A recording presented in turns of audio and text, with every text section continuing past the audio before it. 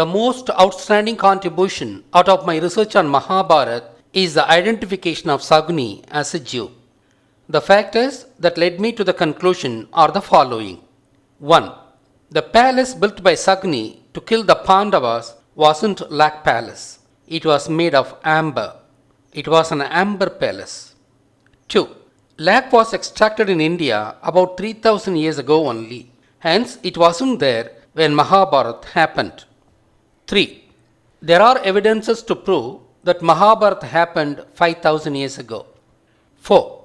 There is evidence to prove that Tamils did amber trade with the Slovaks 5000 years ago. 5.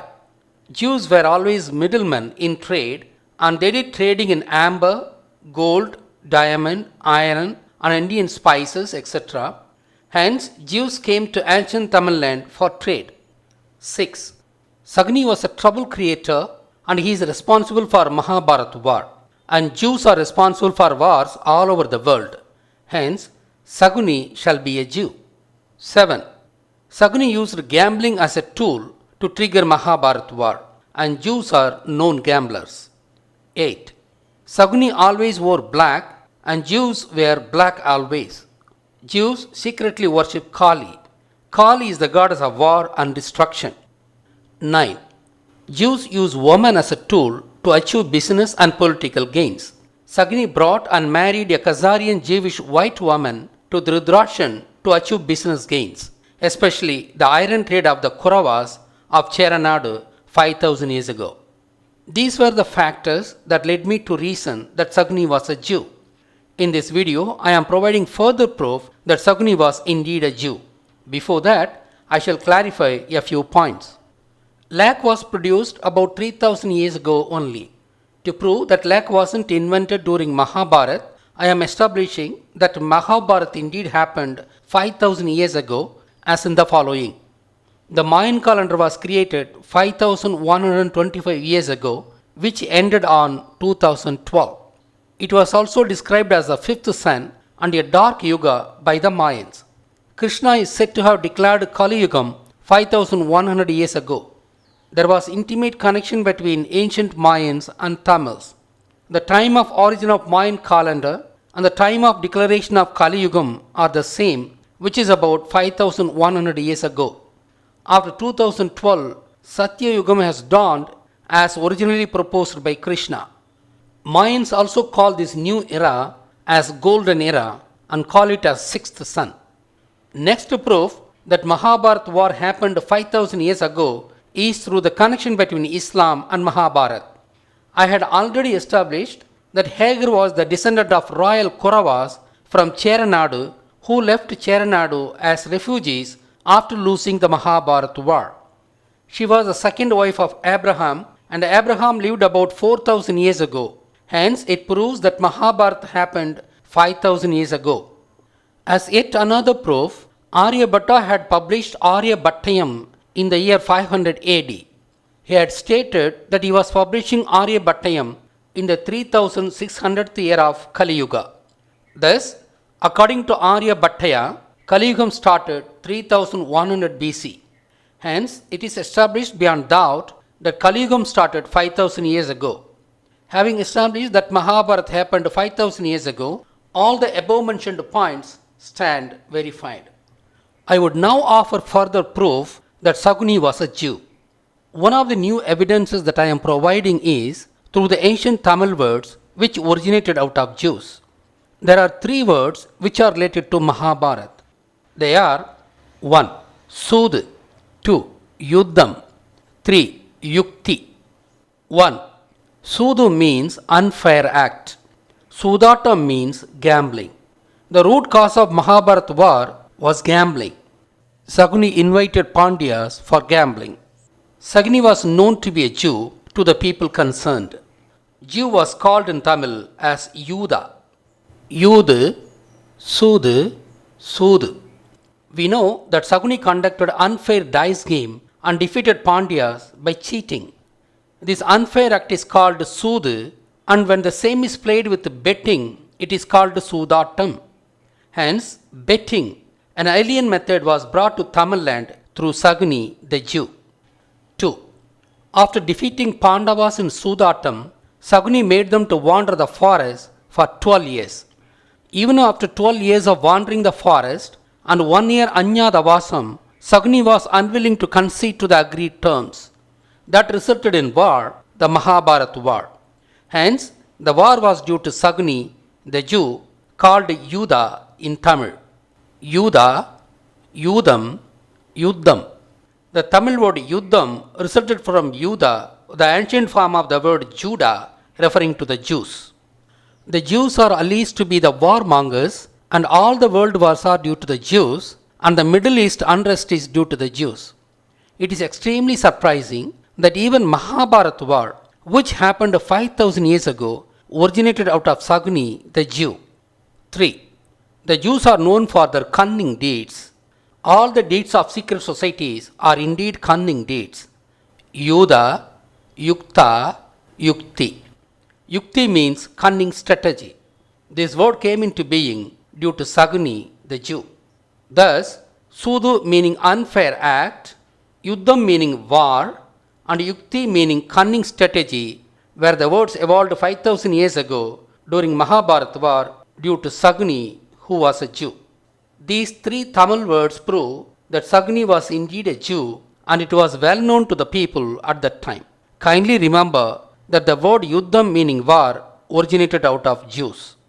It is well known that Jews make up all the secret societies of the world, the instigators of the wars. The first secret society of the world, called Mason, was created by Moses. In fact, Moses is the title name originating from the fact that it was he who created the first ever secret society.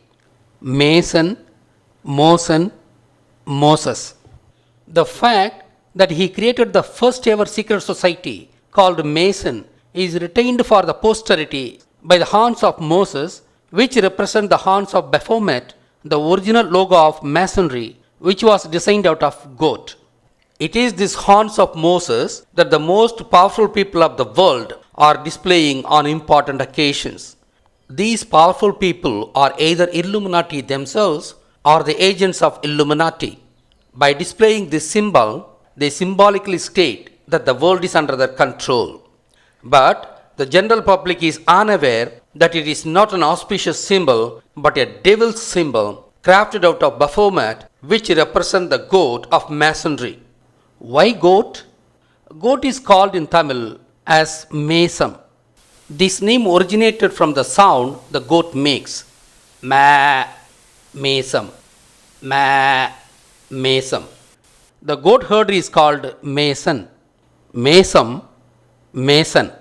Compared to sheep, the goats are very intelligent ones and hence difficult to herd. Hence, a goat herder, the Mason, was seen as a very capable person. Like a goat herder who herds the goat, the secret society herds the global population with their secret agenda. Hence, the secret society was also called Mason, the expert herder. That's how the first secret society was called Mason. This is called as Freemasons as of now. The Freemasons of today forgot this history and hence are having compass as their logo, thinking that Masonry was associated with the construction. Alas, they are unaware that even construction masonry evolved out of goat herding Mason, and Mason means a general supervisor or taskmaster. All the secret societies who are affiliates of Freemasons are responsible for all wars of the world. All these secret societies are run by Jews.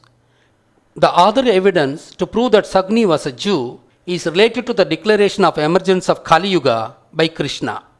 It was Krishna who propounded Yuga concept. Krishna actually propounded 5 Yuga concept, but the Jewish Brahmins made it into 4 Yuga concept. We would soon know the reason. Initially, man lived predominantly on the mountains. This time period was called Kreta Yuga. Kretam means mountain. The way of life of people of this era led to the properties that characterized this yuga. Then, man came down to forest land and started to live as a herder of livestock. The period that man lived in the forest was called Treta Yuga. Tamil word Tarai means ground which deformed to Thra when pronounced by Jewish Brahmins. Hence, the period of man's pastoral life in the forest is called Treta Yuga. The way of life of people of this era led to the properties that characterized Treta Yuga. The man then learns agriculture and starts his next era as farmer. He starts agriculture in the fertile delta region of the rivers by destroying the forest by burning it. The Kuravas of the mountain of Tamil Land object to the burning of the forest. Saguni, the Jew who came to Tamil Land for trade, lived with the Kuravas of the Cheranadu. He contrived many plans to subdue the prosperous agriculturist Pandyas whom he envied. The end result was the war with huge damage to humankind. Pandyas, with the help of the intellectual called Krishna, won the war and agriculture flourished thereafter. The Pandyas, who performed agriculture in the delta region, were also engaged in fishing as the sea was adjacent to the delta region. Thus, Pandyas controlled two vast regions, one of which is agricultural land and the other was the sea land. Pandyas had migrated from Lanka and they were already controlling these two vast regions in Lanka too. Hence, controlling two vast regions, this era was called Dwapara Yuga. Dwa means two and Para means vast. It is in this era that Mahabharata war happened. After the Mahabharata war, Krishna lived for about 35 years. He declared that Kali Yuga would start on the day he dies. This is the central point of our discussion. Why should Kali Yuga start on the day of his death? Why should it be called Kali Yuga? Did he ever say when Kali Yuga would end? What would be the name of the Yuga that comes after Kali Yuga? We would soon find answers for these questions. All the previous Yugas were characterized by lands people lived in, as it should be. Kreta Yuga refers to the mountain. Treta Yuga refers to the forest land. Dwapara Yuga refers to both agricultural land and sea land. Thus, the three Yugas covered four types of lands. On the other hand, the fourth Yuga is called after Kali, the goddess of war. But as Kali is the goddess of desert land, obviously the fourth Yuga indirectly refers to the desert land. These five types of lands are documented as Kurinji, Mullai, Marudam, Neidal and Palai in Tamil literature. But Krishna lived in South India and there is no desert in South India. Hence, it should be surprising that he called the fourth Yuga after the desert land. But there is no surprise at all. Kali Yugam started in India due to people who came into India and those people came from desert region. Saguni, who originally belonged to the Kasar region, came to India through Persian Gulf and he crossed the Sumerian desert. Sagni was a person who came from the desert land and who introduced Sudu here and he brought Yuddham, the war, the Mahabharata war. Thus, Krishna should have declared Kali Yugam after the Jews as they brought destruction. Obviously, Krishna knew that Jews are related to Kali.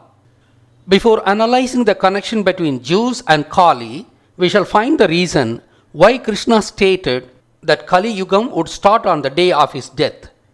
The Yugas weren't demarcated by specific dates.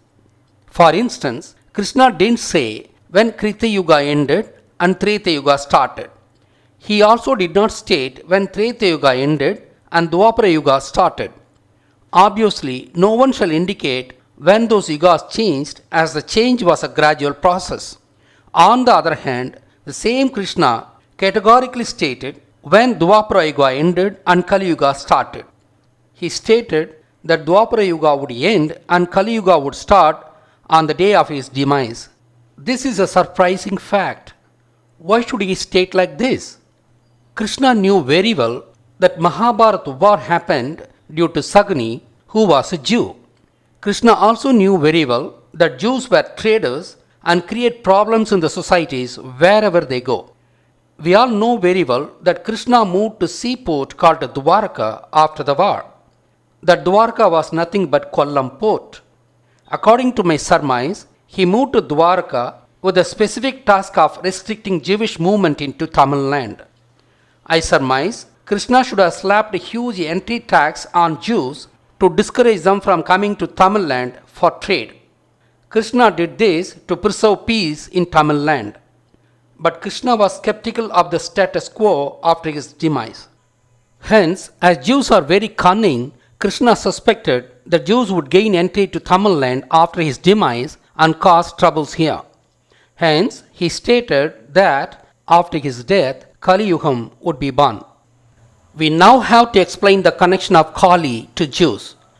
When Kumarikandam, otherwise called as Lemuria, submerged under the sea, a specific family who lived on a tiny island in Lemuria built a ship to escape the deluge. That ship with Noah's family was carried to Ararat mountain in the East Anatolia, where it finally rested. As these people survived the floods without getting drowned into the waters, they called themselves as inflated people who can't be drowned. Lemurian continent was Tamil-speaking continent. Obviously, Noah spoke Tamil. Udu means inflate in Tamil. Udu, Yudu, Judu, Judea. That is how Noah's family called itself as Judean. Obviously, Noah's children made up the Jewish race. He had 3 children, Ham, Shem, and Japheth. In my opinion, the descendants of Ham were called Sephardic Jews. The descendants of Shem were called Semitic Jews. The descendants of Japheth were called Ashkenazi Jews. As Noah's boat landed on Ararat mountain, Kasa region became their new homeland. Kasa region should have got its name from the word Kasu, a Tamil word referring to money, which was made of metallic coins in ancient times. In fact, English word cash originated from Kasu, meaning money in Tamil. As Jews were traders from time immemorial and they were having lots of money called as Kasu, and hence Jews should have been called Kaser, meaning possessors of money. Hence, the region where Jews lived was called Kaser region, Kasa region.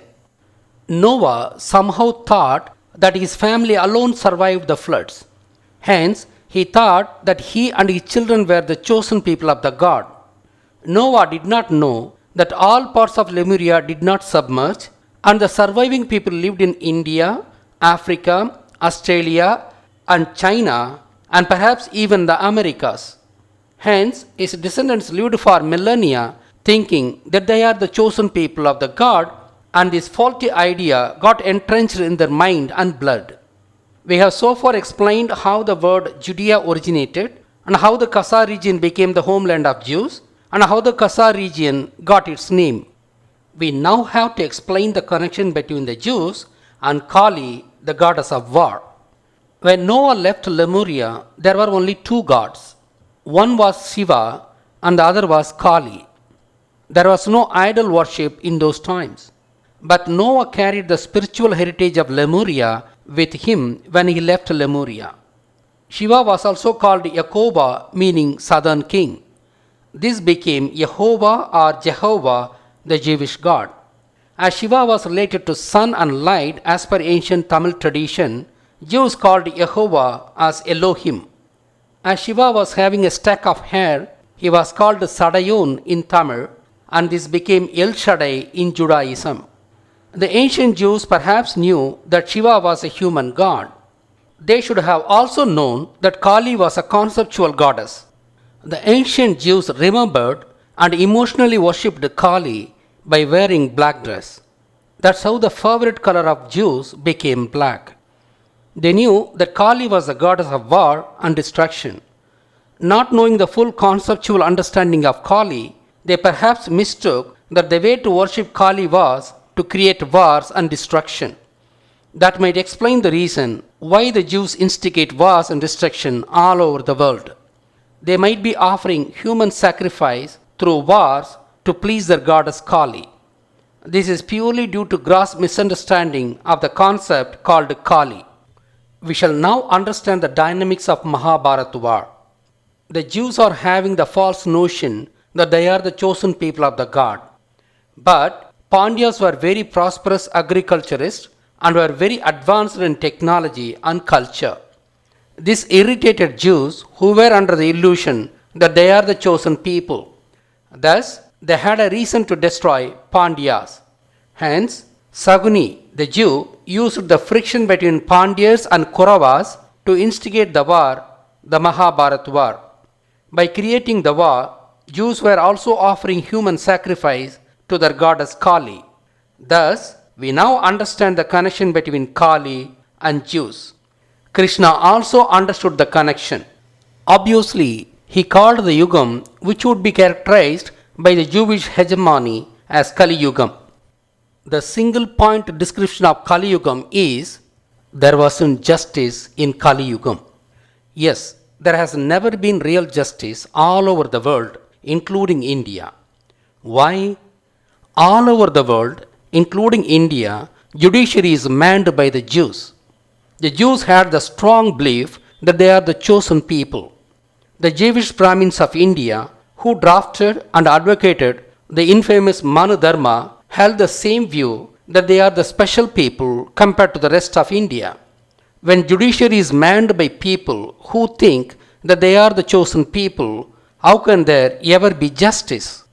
The Jews, being traders, they lived in every important nation as a small minority. But they developed a strong bond to the ruling class of every nation, most often terrorizing the monarchies with their cunning deeds. In Egypt, they subdued the monarchy by offering Abraham's wife to the royalty. The same phenomena happened in India 1,000 years before that. Saguni, the Jew, brought the white Jewish woman and got her married to Dhritarashtra of Mahabharata. Through that marital relationship, he won the iron trade of the Kauravas. He also led the Kauravas to Mahabharata war in an effort to destroy the Pandyas. Thus, in every nation, Jews controlled the governance. When they controlled the governance of nations, they also controlled the judiciary, which is a key part of the governance. Hence, they had been controlling the judiciary of the world for the past 5,000 years. That is precisely the reason that the word judiciary originated out of Judah. Judah, judiciary. I am displaying the etymological root of the word judiciary. The earlier form of the word judicium was judicium, which originated from the word Judah, an ancient word for Judah. As judiciary originated out of Judah, there wasn't any justice in the world for the past 5,000 years, which characterizes the Kali Yuga. Hence, for the past 5,000 years, the world events were controlled by the Jewish community, and that's how the Yuga was called after Kali, the goddess of Jews. Thus, Krishna predicted the future, and he stated that Kali Yuga would start after his death. Now the question is whether Krishna also predicted the end of Kali Yuga. Yes, indeed. I am showing the web page from the speaking tree. It says, citing Brahma Vaivarta Purana, that Krishna predicted that Kali Yuga would end in about 5,000 years after its beginning. He also seems to have predicted that golden era would start then and that would last for 10,000 years. This was known to the Mayans, and hence they made their Kali Yuga calendar accordingly. That calendar ended on 2012, about 5,125 years after its creation. Thus, we have definitely entered Satya Yugam, a golden period in human evolution. The visible proof that we have entered Satya Yugam is the launch of 3G and 4G internet technology after 2010, which enabled the transmission of video data through internet. Just like we knew categorically that Kali Yugam was born on the day Krishna died, we also know exactly when Kali Yugam ended and Satya Yugam started. Satya Yugam started from 2013 onwards. The Jewish Brahmins of India should have known very well that Kali Yugam characterized the Jewish hegemony. They could not digest the fact that their hegemony is coming to an end. Hence, to fool the Indians, they are stating that Kali Yugam would go on for another 4,32,000 years based on some skewed calculations, which is completely absurd. The Yuga times proposed by the Brahmins are absolute nonsense and doesn't tally with the scientific data on human evolution. As said already, they abhorred the prophecy by Krishna that Satya Yugam would dawn again and that would end the hegemony of the Jews. Hence, to make us believe that Kali Yugam is the last Yugam, they called the Satyayugam as another name of Kreta Yugam. Some of the qualities of Kreta Yugam matched with the qualities of Satyayugam, which encouraged them to lie this way. That's how Kreta Yugam got another name, Satyayugam, whereas all other Yugams are called by just one name each. When the Brahmin's idea of Yuga is a mischievous nonsense, Yogi Yukteswar's interpretation of Yuga, though sensible, was also not correct. He failed to consider Satyayugam, which was the fifth Yuga. Moreover, Yugas doesn't cycle as stated by Yukteswar. If at all Yugas would repeat, it would be that after Satyayugam, the human world might end by another catastrophe and it would restart Yugas the same way as it has already done. That is, the world might abruptly end and restart with the Kreta Yugam again. Of the so many ideas about the Yuga concept, none of them is correct except mine. The reason for that is that I alone gave the meaning of the names of Yuga and no one else gave its true meaning. The Yuga concept was propounded by Krishna, the Tamil, and hence a Tamil alone could decode it. Moreover, the Yuga concept is intimately connected to Mahabharata, and my treatise superbly connects the points, and Mahabharata too happened in South Tamil Nadu. The Yuga characterized the life of people in different types of lands as explained in this video. My treatise on the Yuga concept is a benchmark. The onset of Satyayugam states one ultimate truth. The Jewish hegemony of the world is coming to an end. It is written on the wall. The Jewish community should read the warning sign. It is time they correct their absurd notions about themselves. They are not the chosen people. All the humans of the world are equal to one another. The God doesn't differentiate between his own creations. If he differentiates, he cannot be a God. They should also realize that their scriptures do not reflect reality. They were indeed created by short-sighted forefathers of their community. We shall write anything in our books, but we should realize that God has his own scheme. If the Jews do not correct their course, the future might not be sympathetic to them.